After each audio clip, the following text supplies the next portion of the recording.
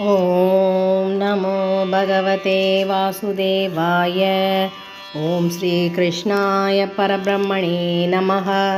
अथ श्रीमन्नारायणीयं द्वाविंशतितमं दशकम् अजामिलोपाख्यानम्। अजामिलो नाम महीसुरः पुरा चरन् विभो धर्मपथान् गृहाश्रमी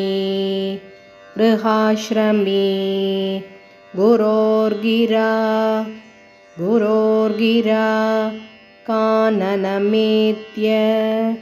काननमेत्य दृष्टवान् सुदृष्टशीलां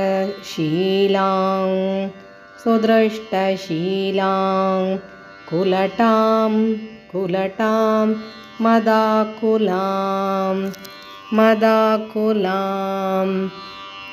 अजामिलो नाम महीसुरः पुरा चरन् विभो धर्मपथान् गृहाश्रमी गुरोर्गिरा काननमेत्य दृष्टवान् सुदृष्टशीलां कुलटां मदाकुलाम्। स्वतः प्रशान्तोऽपि तदा हृताशयः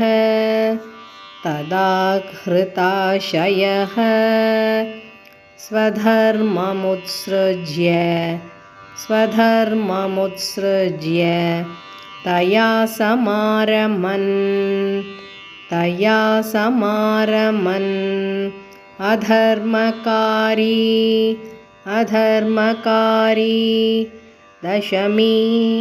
दशमी भवन् पुनः दधौ भवन्नामयुते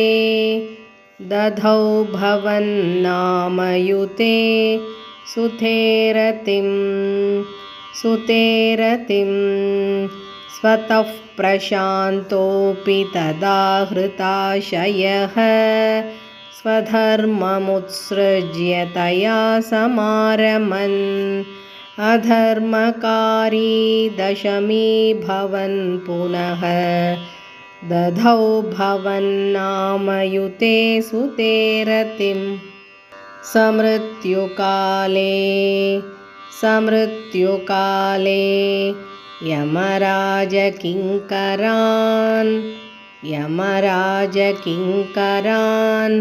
भयङ्करां स्त्रीन् अभिलक्षयन् भिया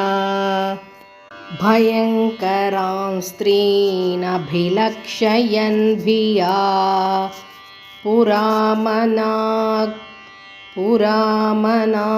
त्वत्स्मृतिवासनाबलात् जुहावनारायणनामकं सुतं।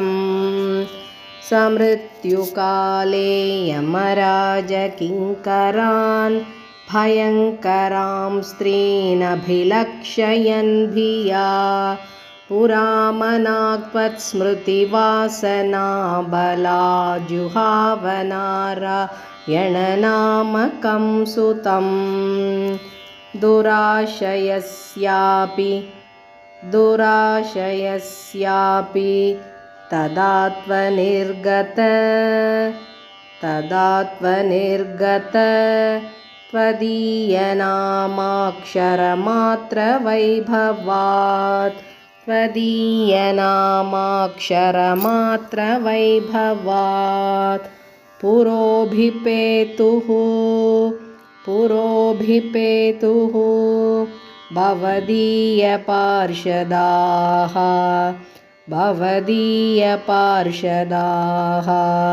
चतुर्भुजाः चतुर्भुजाः पीतपटा मनोहरा पीतपटा मनोहरा दुराशयस्यापि तदा त्वनिर्गतत्वदीयनामाक्षरमात्रवैभवात् पुरोभिपेतुर्भवदीयपार्षदाः चतुर्भुजाः पीतपटा मनोहरा अमुञ्च सम्पाश्य विकर्षतो भटान् विमुञ्चतेत्यारुरुधुर्बलादमी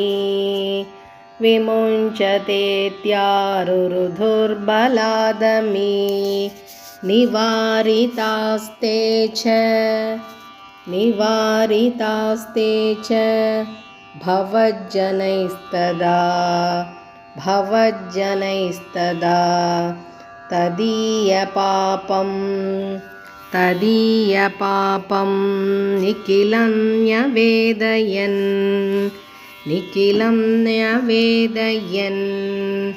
अमुञ्च सम्पाश्य विकर्षतो भटान् विमुञ्चतेत्यारुरुधुर्बलादमी निवारितास्ते च भवज्जनैस्तदा तदीयपापन्निखिलन्यवेदयन्. Shlokas 1 to 5 Ram Ram.